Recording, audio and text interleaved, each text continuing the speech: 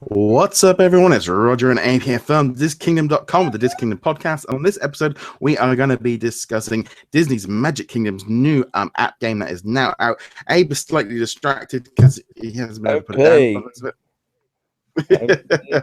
Right now. Woohoo. So this is a brand new free-to-play game that's available on different devices, including iOS. You've also got Android, and you've also got Windows, and also I'm trying to think of the other one. Android, Amazon, and Windows and iOS, trying to get them all out. I did put up a couple of videos up on the YouTube channel of playing it and stuff, so if you haven't already done, you might want to go check them out. So, Abe, what is your first reactions to this game?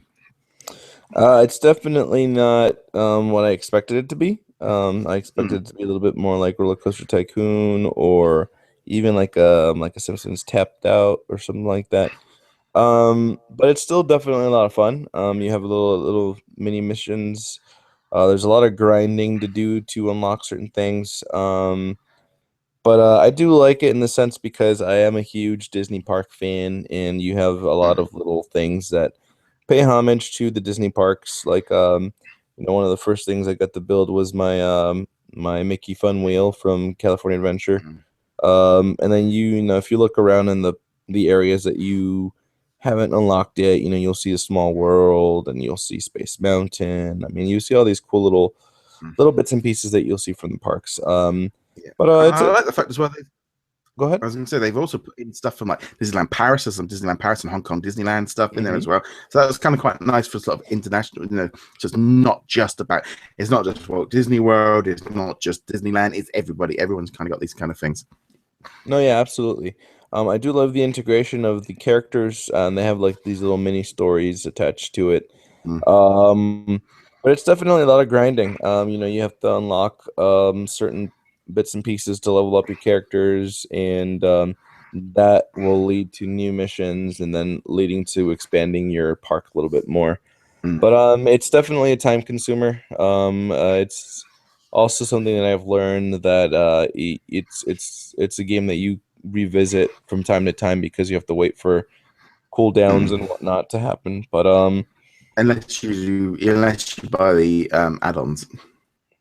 Unless you buy extra for like gems and stuff. I must admit, I remember going into I think when I went into the menu to see what things cost, I was like, an £80 pack, and I was like, oh yeah, there's lots of other little packs and stuff, but it's the thing of it. It is a free to play game, so it's free to play, but the timers and the lockouts are done to basically infuriate you to have to buy the time stuff, or you have to then jump, or you have to wait. It's basically the wait. It's like every other game.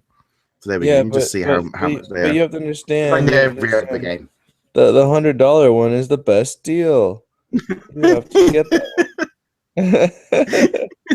So yeah, it's definitely crazy. The amount of, I mean, it's hard for me to believe that there's people out there who will actually spend that much just on a little game like this. But I'm sure there are annual passes.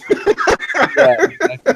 No, I mean, I'll admit, I did purchase the little deal that they had with Pluto in the very beginning. It was it was like $4, I think.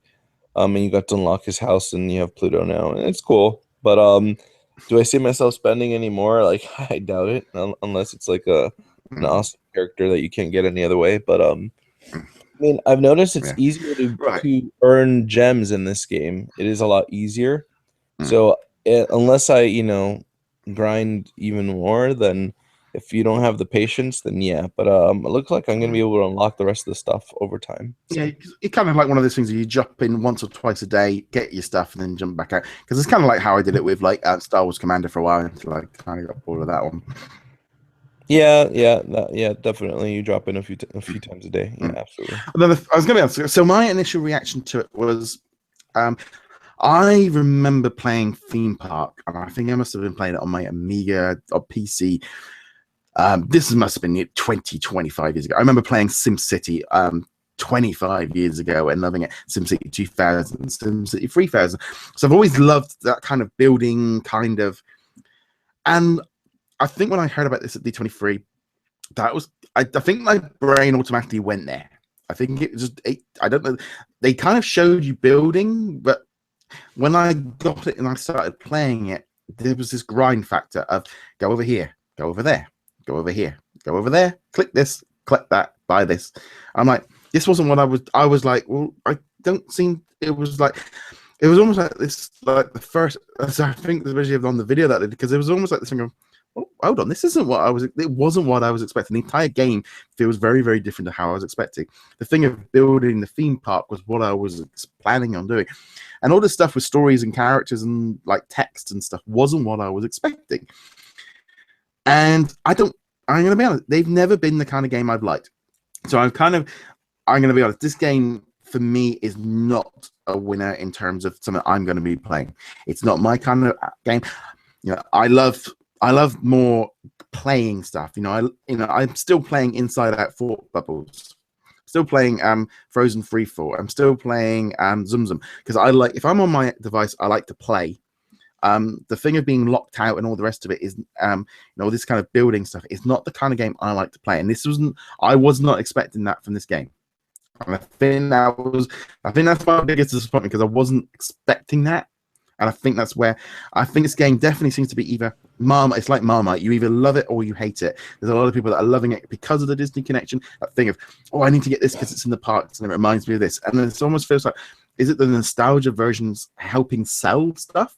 Or, well, I need that building because I love that ride. Whereas if you've never been to the park, you might actually just kind of go, what is it?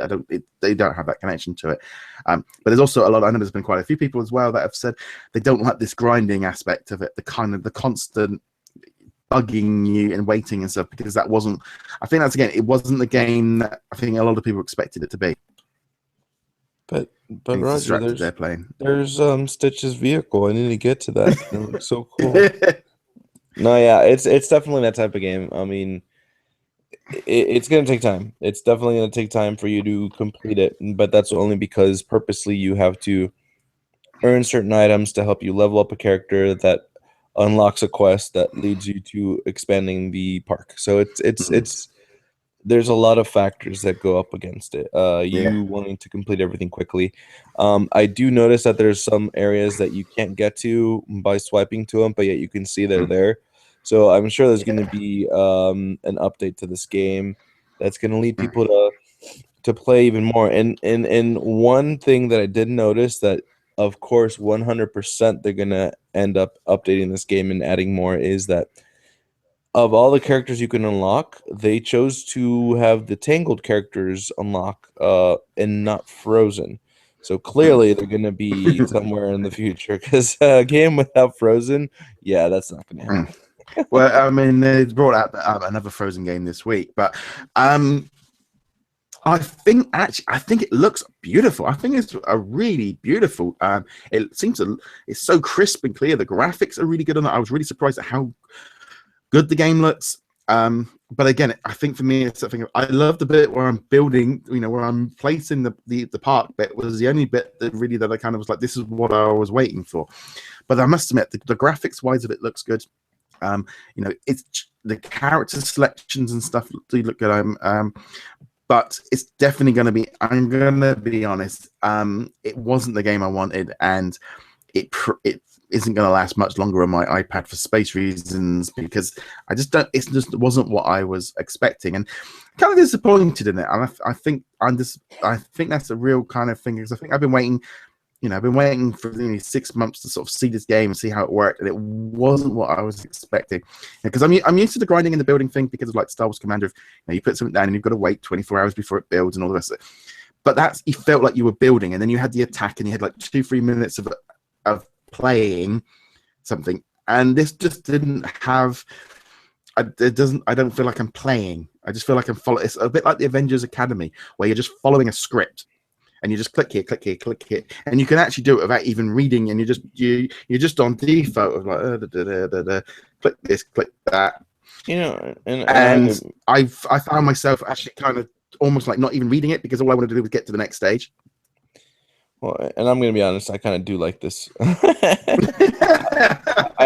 I like the animation. If you actually zoom into each character in whatever mission they're doing, they're actually doing that mission. Like you'll have if you tell Goofy to go play the trumpet or the tuba or whatever he's doing, like you'll see him like really flexing his cheeks to blow hard into this tuba thing. Yeah. And then the characters interact. If you zoom in, they make their sounds. I mean, the voice recording is great. The story wise, I mean, it definitely has a story. You know, obviously there's like some type of a Kingdom Hearts type of deal where there's darkness and you have to, you know, find the light with the characters. But like the Tinkerbell's animation is gorgeous on the castle when she's doing the mission where she's looking around the castle, she's flying around it, looking through the windows. I mean, I don't know. This is something that I like. There's times where I want to play a game where I'm not button mashing like other, you know, like I'm usually doing on other games. And this is just a nice game to, you know, visit from time to time to make sure I'm on the next stage. And yeah, the nostalgia factor is there for me because I do like it. So yeah, two sides of the spectrum here. It's definitely like I'd like to say, I think it looks beautiful, and I really do think it's a very, very well designed game. I think it works in terms of what it is. It is odd because it's like I said, it definitely feels like Marmite. It definitely feels What's that game? And like Travis has been Marmite. What? Marmite? Have you not got that out there? Marmite. It's a Marmite. I think it's a British kind of. It sounds like it's like veg. It's veg. It's veg. It's the British version of Vegemite. I was gonna say, yeah, it sounds like an Australian spread, and I was right. Yeah. Okay, cool. Yeah, well, it's the original one, I think. You know, but yeah, Marmite. It's a really salty kind of It's like and the whole tagline is "Love it or hate it." Too much British stuff there coming through. Yeah. So it's definitely that kind of thing. I think there does, and it's kind of because we've been sort of I've been talking to quite a few different people, and it definitely. I'm like Travis has been grinding through it and unlocking stuff, and every time he unlocks something, he's really excited and takes a bit. And then there's a whole load of other people going, "Well, it's just grinding and it's not fun." And I think, like you say, I think park fans are going to love that whole aspect of unlocking the vehicle, unlocking buildings, and unlocking attractions, and unlocking the characters.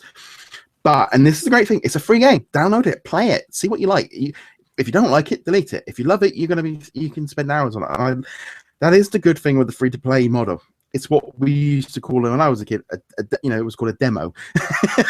You can try it out and see if you like it. Yeah, you used to get, you need to get the discs that stuck to the side of the magazine kind of thing.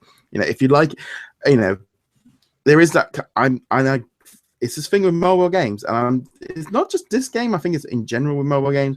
I generally am the kind of person that I'd rather pay one single fee and have a game unlocked rather than this constant kind of bug. And that's not even just the Magic Kingdoms. That's almost feels like every game I play is that lockout. And if you want to carry on, because all you do, and it's funny because my mum and my wife and stuff, they play until until they've run out, and then they close it down, and then they open up another game, and then they will play that for 10-20 minutes, and then they'll close that one down, and then when they've used up all their lives, and they start up another game, Candy Crush, Inside Out, they would just jump from game to game to game. And I think that's what that's what a lot of people do with these games. But they also make a load of money.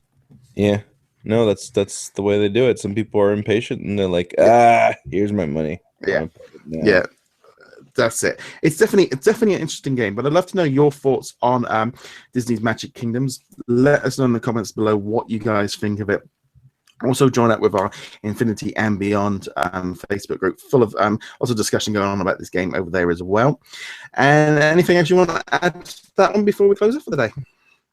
No. Oh, yeah, actually, one thing. For a lot of people who pre-registered for this game, and they want to get those those $12 worth of goodies that we were all promised.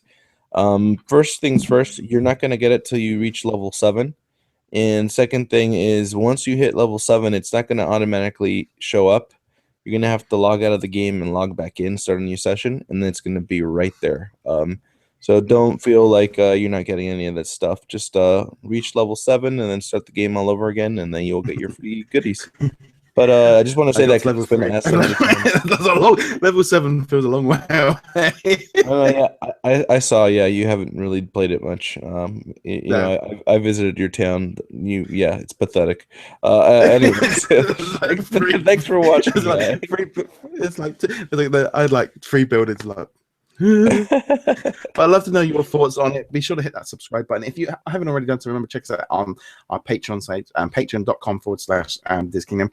Big thank you to latest one, Patrick for joining us as well.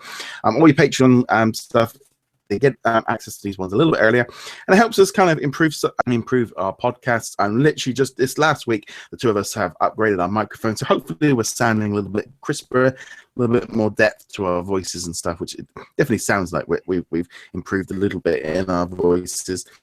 And also remember, check us out, as I said, on DisKingdom.com, and we shall see you guys in a later video. Later, guys. Laters.